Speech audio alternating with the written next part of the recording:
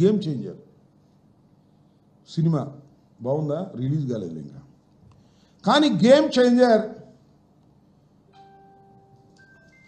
సందర్భంగా ఒక pre event function జరిగింది గోదావరి జిల్లాలో. చాలా అద్భుతంగా జరిగింది, బాగా జరిగింది. వేమగిరి అనుకుంటాను, తూర్పుగోదావరి జిల్లా వేమగిరిలో జరిగింది. చాలా అత్యధిక జనాభా వచ్చారు, ఎందుకంటే రామ్ చరణ్ హీరోగా ఉన్నటువంటి చిత్రం. చాలా భారీ బడ్జెట్తో నిర్మిస్తున్న చిత్రం. దిల్ రాజు దానికి నిర్మాత. దాంతోపాటు Shankar top hero, top director. చాలా జెంటిల్మెన్ లాంటి చిత్రాలు తీసి ప్రజల మన్నన పొందినటువంటి దక్షిణాదిలో గొప్ప డైరెక్టర్. ఏ బ్యూటిఫుల్ మూవీ అవుతుందని అనుకుంటున్నారు. చాలా హై బడ్జెట్ పిక్చర్. దాన్ని వేమగిరిలో మొన్న ప్రీ రిలీజ్ ఫంక్షన్ పెట్టారు. జనం అద్భుతంగా వచ్చారు, ఎందుకంటే సినిమా వ్యవహారం. దాంతోపాటు game changer, real game changer అంట.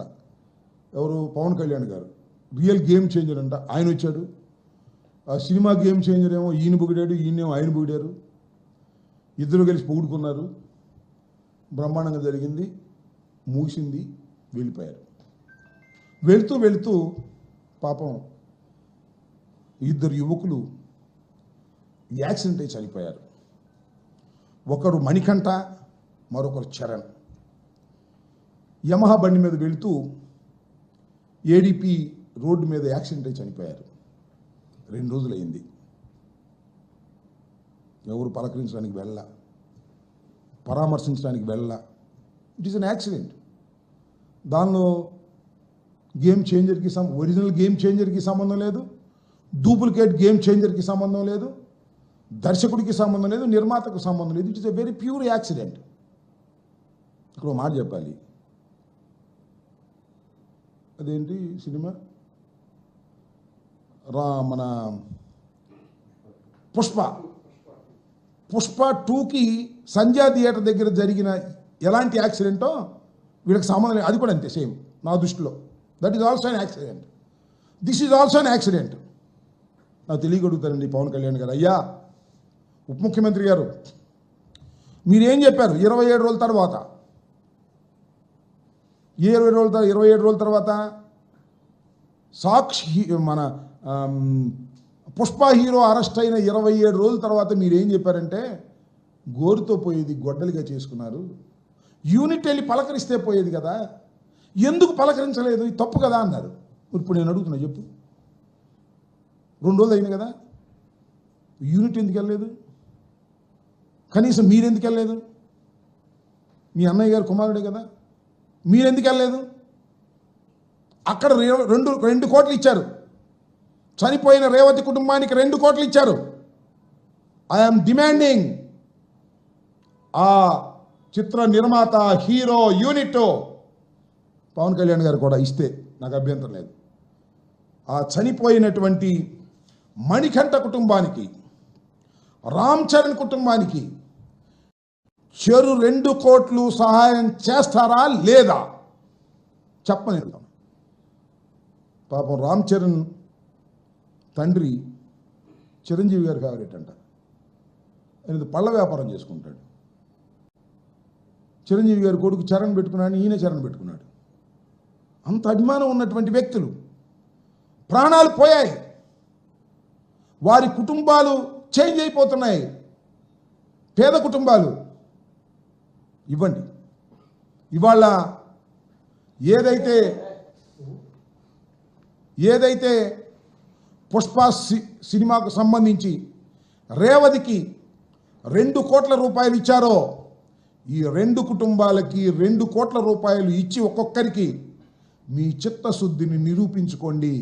లేకపోతే మీరు ద్రోహులుగా చిత్రీకరించబడతారు. పవన్ కళ్యాణ్ గారు, ఎదుటి వారికి చెప్పేటందుకే నీతులు ఉంటాయి, మనం ఆచరించడానికి మాత్రం నీతులు ఉండవు అనేటువంటి మెసేజ్ని మీరు పంపిన వారు అవుతారని ఈ సందర్భంగా నేను వారికి చెప్పదలుచుకున్నాను. ఓకే.